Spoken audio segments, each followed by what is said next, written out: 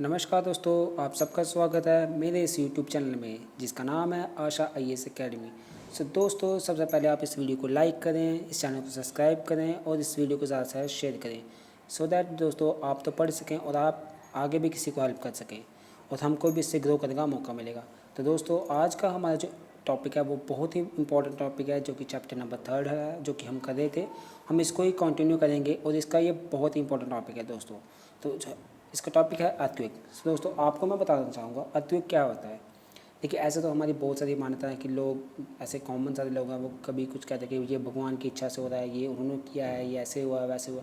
तो दोस्तों, हम जैसे कि साइंस के स्टूडेंट और बेसिकली हम अभी ज्योग्राफी पढ़े, तो हमारी ज्योग्राफी में हमें ये क्लैरिफाई होना चाहिए कि अर्थ के मूवमेंट्स वगैरह अर्थ के ये कैसे होता है। ठीक है, तो इस वजह से हम इसको बहुत ही इंपॉर्टेंट टॉपिक में लेते हैं और हमें इस चीज़ को अंधविश्वास को दूर करने में भी ये बहुत सहायक होता है। तो हम देखते हैं आज अर्थक्वेक क्या है। देखिए, अर्थक्वेक क्या है। अर्थक्वेक है सिंपल भाषा में movement of shaking of earth. ठीक है, और ये है एक नेचुरल फिनोमेना। और ये क्यों होता है दोस्तों, देखिए, अब हमने जब पढ़ा अर्थ का स्ट्रक्चर कैसा है। अर्थ का structure layer by layer structure है, जो कि हम इसकी लेयर्स को आगे डिटेल में पढ़ेंगे फर्दर चैप्टर में, अपकमिंग चैप्टर में आपके फर्दर हम अच्छे से पढ़ेंगे। अब देखिए, अब अर्थ का स्ट्रक्चर क्या है, लेयर स्ट्रक्चर। आपको पता है अर्थ के अंदर क्या है, अर्थ के अंदर मैग्मा है। ठीक है, जो फ्लूइड में है। अब जब मैग्मा है, अब अर्थ की जो लेयर्स है, ठीक है, जो कि लिथोस्फीयर है, हम इसकी जो लिथोस्फीयर है दोस्तों, हम उसको किसने में ले सकते हैं। हम इसको लिथोस्फीयर में हम एग्जांपल के तौर पे हम लिथोस्फीयर लेते हैं 200 किलोमीटर तक हम डेप्थ में लेते हैं। जैसे कि हमारी ग्राउंड से लेके जो कि हमारी डेप्थ है वो 200 तक में लेते हैं, हम उसको लिथोस्फीयर में काउंट करते हैं। ठीक है, अब जब ठीक है, हम उसको लिथोस्फीयर में करते हैं तो हम क्या, अब वो फ्लोट करिए किसके ऊपर, मैग्मा के ऊपर दोस्तों।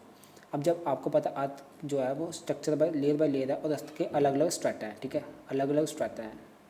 और जब एक स्ट्रैटा दूसरे स्ट्रैटा में जब उस पर ग्लाइड कर रहा है, ठीक है, स्लाइड कर रहा है अपने मैग्मा के ऊपर, तो क्या होता है, एक टाइम पे ऐसा आता है कि वो एक दूसरे से टकरा जाते हैं।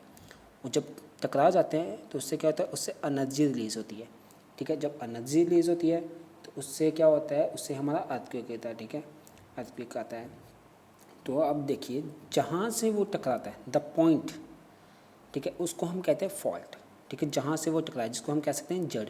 इस ठीक है, जड़ कहाँ है इस चीज़ की, हम उसको कह सकते हैं फॉल्ट। ठीक है, तो अब देखिए दोस्तों, अब मैं आपको एक डायग्राम दिखा रहा हूँ, डायग्राम के ज़रिए आपको समझ आएगा। जैसे ठीक है, अर्थक्वेक जब आया जब फोकस में, ठीक है, अर्थक्वेक जब आता है फोकस में, हम फोकस को क्या कह सकते हैं, हम फोकस हाइपोसेंटर भी कह सकते हैं, फोकस ऑफ एन अर्थक्वेक भी कह सकते हैं।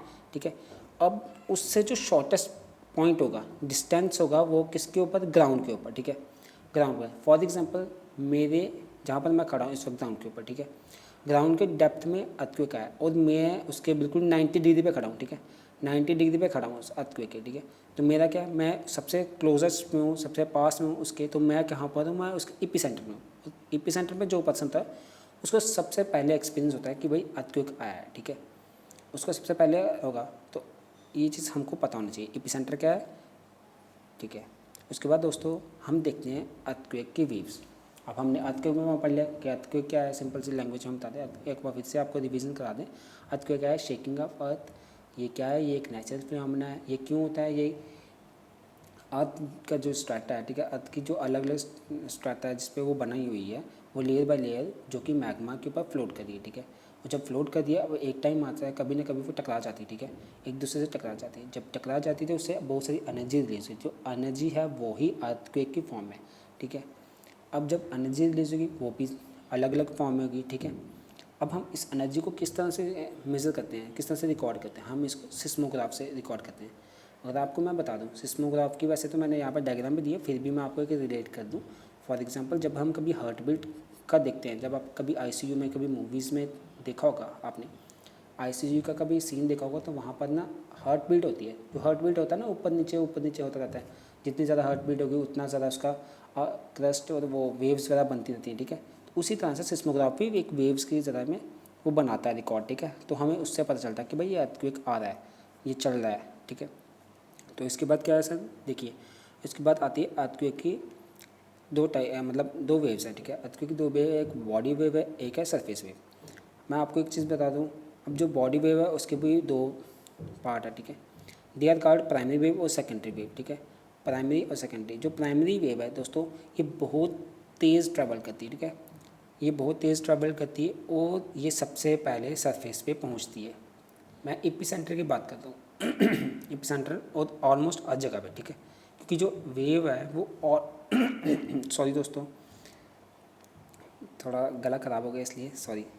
तो दोस्तों इसके बाद हम देखते हैं प्राइमरी वेव जो है ये सबसे फास्ट ट्रैवल करती है और ये एकदम आप इसको रिलेट कर सकते हैं साउंड वेव के जैसे, ठीक है। साउंड वेव के जैसे रिलेट करने का मतलब ये है कि ये तीनों मीडियम से ट्रैवल कर जाती है, पास कर जाती है, ठीक है। गैसेस में भी कर जाएगी आपके, और आपके लिक्विड में भी और सॉलिड में भी, ये आपको तीनों में ही पास कर जाती है, ठीक है। और इससे हमें ज़्यादा दिक्कत नहीं होती, प्रॉब्लम नहीं होती। ये देखिए दोस्तों, इस तरह से मैंने आपको ये फिगर बताई है, इस तरह से ये प्राइमरी वेव का ये ड्रॉ किया गया है, इसको सेकेंडरी वेव को किया गया है, इसके बाद सरफेस वेव को एम्पलीफायर। देखिए एम्पलीफायर का मतलब मैंने आपको बता दिया, जितना ज़्यादा वो ऊपर नीचे होती है, ठीक है, उससे हमें पता चला इसकी इंटेंसिटी कितनी ज़्यादा है, कितनी ज़्यादा हैवी है। देखिए प्राइमरी वेव सबसे पहले पहुँचती है, फिर सरफेस वेव आ रही है, तो इसी से हमें ये सिस्मोग्राफ की एग्जाम्पल थी। देखिए दोस्तों, अब आगे सरफेस वेव की मैं आपको कुछ बता दूँ बातें, ठीक है। सरफेस वेव जो है प्राइमरी वेव से थोड़ा सा डिले होके आती है, ठीक है। और इसकी एक सबसे इम्पॉर्टेंट जो खासियत है, करेक्टरिस्टिक आप जिसको कह सकते हैं, वो ये है कि भाई ये जो है ये सिर्फ सॉलिड से ही ट्रैवल करती है, ठीक है। ये सिर्फ सॉलिड से ट्रैवल करती है, ये लिक्विड से ट्रैवल नहीं कर पाती, ये गैसेस से नहीं ट्रैवल करती। इसको मीडियम ऑफ ट्रैवल के लिए क्या चाहिए, इसको चाहिए सॉलिड मटेरियल को, ठीक है।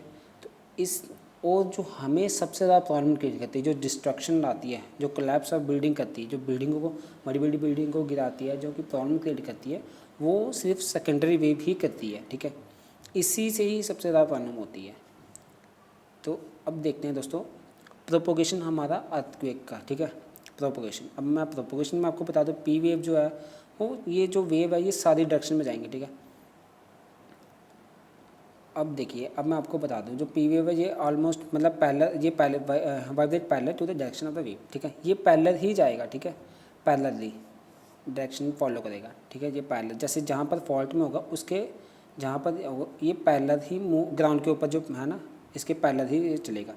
उसके बाद आता है दोस्तों क्या, direction of vibration of S wave is perpendicular to the wave direction in the vertical parallel along the concentrated most.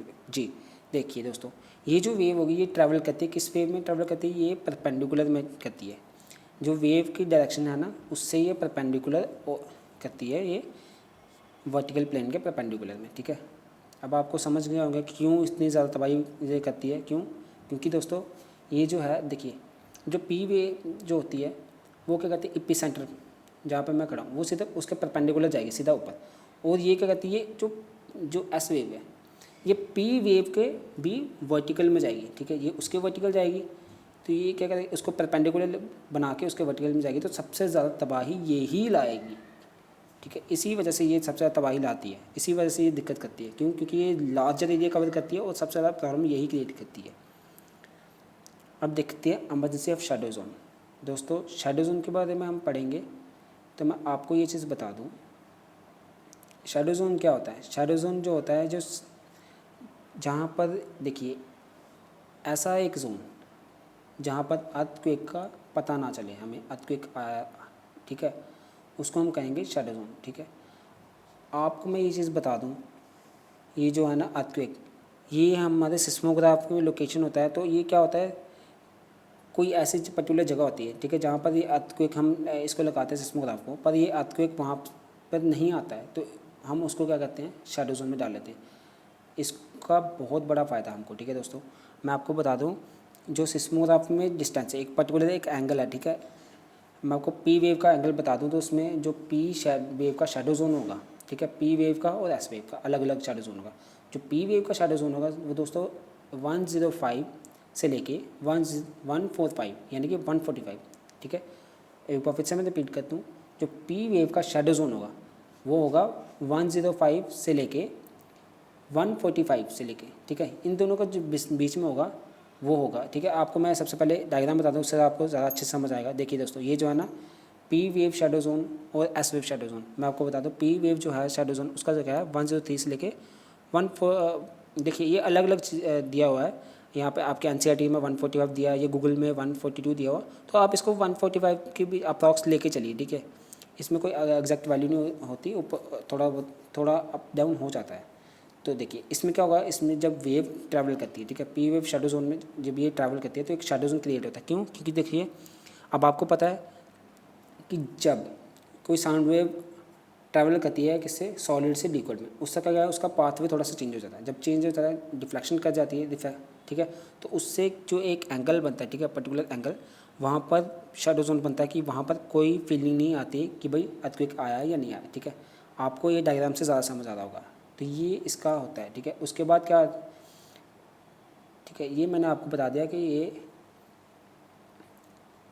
Shadow zone इसका आ गया। ठीक है, उसके बाद देखिए दोस्तों, मैं आपको ये चीज़ बता दूं, सॉरी दोस्तों, आज मैं थोड़ा सा तबीयत ठीक नहीं है, फिर भी मैं आपको पढ़ाने की ट्राई कर रहा हूँ।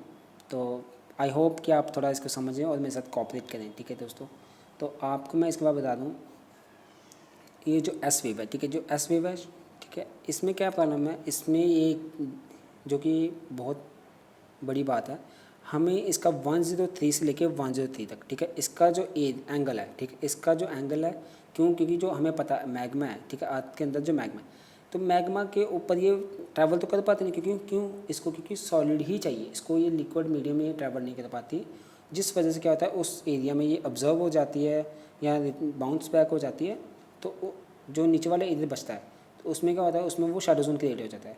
इसी वजह से इसी चीज़ का साइंटिस्ट फ़ायदा उठाते हैं, जो उसमें हम कहते हैं बड़े बड़े साइंटिस्ट जो बिल्डिंग जो फॉरेन में या अभी जो बन रही है नई नई बिल्डिंग, उसमें क्या क्योंकि कहते हैं अर्थक्वेक प्रूफ, क्यों, क्योंकि वो शैडो जोन के ऊपर ही बनाई जाती हैं ऑलमोस्ट। उनको पता होता है कि भाई ये वेव इस तरह से आएगी, यहाँ पर अर्थक्वेक किस तरह से आ रहा है।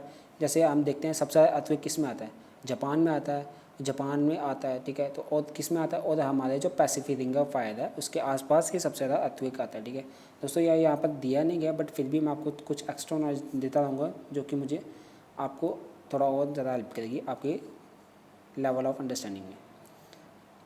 अब देखिए इसके बाद दोस्तों हम पढ़ेंगे क्या आता है इसके बाद, टाइप ऑफ अर्थक्वेक। अब हमने बता दिया कि अर्थक्वेक से हमने बता दिया कि शैडो जोन क्या आता है।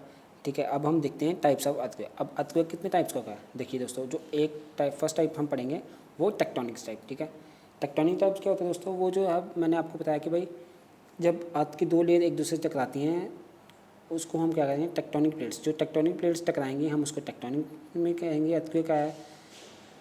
ये कई बार क्यों होता है सर दोस्तों, देखिए ये ज़्यादातर कई बार स्लाइडिंग ऑफ रॉक। ठीक है, जब रॉक दो रॉक हैं वो एक दूसरे नज़दीक आ जाते हैं और नज़दीक आने के बाद एक मूवमेंट आता है कि वो टकरा जाते हैं। ठीक है, तो उस वजह से जो अर्थक्वेक होगा उसको हम टेक्टोनिक रॉक में ले जाएंगे। फिर अब एक अर्थक्वेक आएगा, जब नेक्स्ट आएगा, जो नेक्स्ट क्या है वो क्या है, वॉल्केनिक अर्थक्वेक। ठीक है, वो वॉल्केनिक अर्थक्वेक देखिए, अब जब वॉल्केनो ब्लास्ट वाला होता है, जब वॉल्केनो वाला होता है तो वो इतना ईजी तो होता नहीं, वो काफ़ी ज़्यादा डैमेज निकालता है, काफ़ी ज़्यादा मतलब उसमें एनर्जी रिलीज हुई, उस वजह से जो वाइब्रेशन होगी उस वजह से भी अर्थक्वेक आता है। ठीक है, तो वो जो टाइप वाला अर्थक्वेक होगा वो होगा वॉल्केनिक अर्थक्वेक।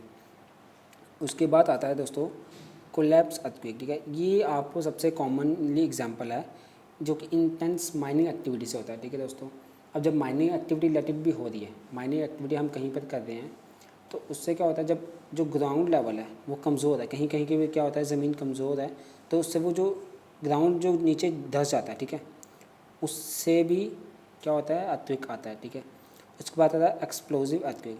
एक्सप्लोजिव अर्थक्वेक दोस्तों आपको बताने की भी ज़रूरत नहीं है, आप तो इसके नाम से ही पता चला एक्सप्लोजिव अर्थक्वेक, यानी कि ये किसी बम धमाका या न्यूक्लियर वॉर या एक्टिविटीज़ या मतलब डिफेंस एक्टिविटीज़ में ही ये ऑलमोस्ट होता है, उसकी वजह से अर्थक्वेक होता है। देखिए दोस्तों इस, ठीक है, इसका भी आपको पता लगे कि एक्सप्लोजिव अर्थक्वेक कैसे आता है। ठीक है, उसके बाद हम देखते हैं दोस्तों मेजरिंग अर्थक्वेक। ठीक है, अर्थक्वेक को हमको किस तरह से मेज़र कर सकते हैं, अर्थक्वेक को मेज़र करने का एक सबसे कॉमन तरीका है जो कि हमें रिचर्ड स्केल से हम कर सकते हैं। ठीक है, रिचर्ड स्केल से। अब हम देखते हैं दोस्तों, देखिए रिचर्ड स्केल से कर देते हैं, इसमें क्या होता है, इसमें मैग्नीट्यूड के नंबर देते हैं 0 से लेकर 10 तक। 10 is the most intense and 0 is the least one. ठीक है, इसको ये जो intense scale is named after Mercalli and Italian seismologist. ठीक है, ये एक जो मर्सेलियन सिस्मोलॉजिस्ट थे इनकी वजह से ये नाम ऐसा हुआ था रिचर्ड। अब इसके बाद देखते हैं इफेक्ट ऑफ अर्थक्वेक्स। अब हम पढ़ेंगे इफेक्ट मैं आप बता दूं, देखिए इफेक्ट तो शायद आपको पढ़ाने की भी जरूरत नहीं होगी क्योंकि आपने सबने देखा नहीं तो सुना तो ज़रूर होगा कि इससे क्या क्या हो जाता है। ग्राउंड शेकिंग होती है, ज़मीन हिलने लग जाती है, ग्राउंड कभी ऊंचा हो जाता है कि किसी जगह पे ग्राउंड धंस जाती है, ज़मीन धंस जाती है और किसी तरह से ऊपर हो जाती है। कभी हमने लैंड स्लाइडिंग हो जाती है, मड स्लाइडिंग हो जाती है, जो कि हमने कई बार देखा है हिमाचल या श्रीनगर का साइड जब कभी भूकंप पर आते हैं तो उससे क्या होता है पहाड़ वगैरह गिर जाते हैं, उनसे लैंड स्लाइडिंग हो जाती है। ठीक है, अब सॉलिड कई बार क्या होता है, अब मैं आपको ये चीज़ सॉलिड लिक्विफिकेशन, ठीक है, ये बता दूं कई बार भूकंप आने से क्या होता है जो जो ज़मीन है वो सॉलिड है, वो एकदम एक लिक्विड की तरह बिहेव करके फ्लो करना शुरू कर देती है ऊपर से नीचे। ठीक है, उससे क्या होता है ज़मीन फिसल जाती है। ठीक है, तो ये भी एक इसका साइड इफ़ेक्ट है। उसके बाद ग्राउंड लर्चिंग आती है, ग्राउंड में काफ़ी सारी दिक्कतें हो जाती है, ज़मीन फट जाती है कहीं जगह से, कहीं से अलग अलग अवलांच आ जाते हैं जगह, जो कि हमारे द्रास एरिया में पर्टिकुलर में बहुत ज़्यादा आता है। ठीक है, ये भी इसी का कारण है। ग्राउंड डिस्प्लेसमेंट हो जाती है।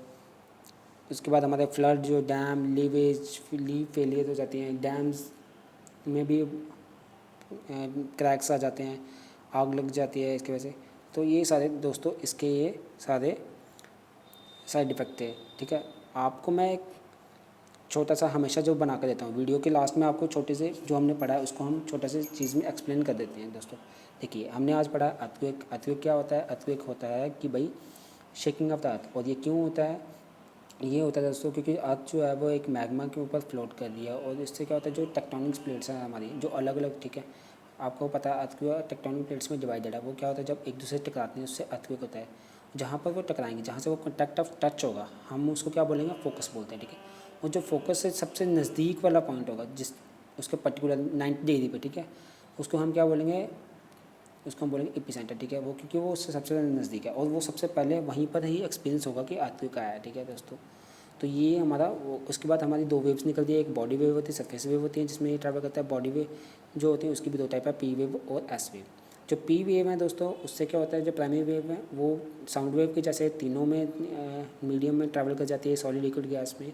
और जो एस वेव है वो सिर्फ सॉलिड में ही करती है और सबसे ज़्यादा तबाही यही लेके आती है, यही ज़्यादा प्रॉब्लम क्रिएट करती है। तो उसके बाद क्या होता है जब ये चीज़ हो गई हमारा अर्थक्वेक वेव्स हो गया, इसके बाद मैं क्या एक्सप्लेन करता, इसके बाद हमारा शैडो जोन आता है। शैडो जोन में मैंने आपको बता दिया कि दोस्तों पी वेव का जो शैडो जोन होगा 105 से लेके 145 से होगा तक होगा इसका। ठीक है, वो क्यों होगा? क्योंकि दोस्तों जो बीच में कोर में जो सॉलिड होगा लिक्विड होगा मैग्मा, उससे वो कहता है अपना रास्ता चेंज कर देती है वेव, थोड़ा सा डिफ्लेक्शन कर जाती है, तो उससे हमारा ये रास्ते में थोड़ा शैडो जोन बन जाता है। और जो एस वेव है दोस्तों वो 105 से लेके 105 तक बनाती है। ठीक है, उसमें भी हमारा ये काफ़ी सारा ये अब्जॉर्ब हो जाती है वेव्स। क्यों? क्योंकि उसको वही सेंटर में लिक्विड है तो वो ट्रैवल नहीं कर पाती, इसी वजह से हुआ। तो बाकी दोस्तों आपको मैंने ये टॉपिक जो है क्लियर कर दिया बहुत ही अच्छे से डिटेल से।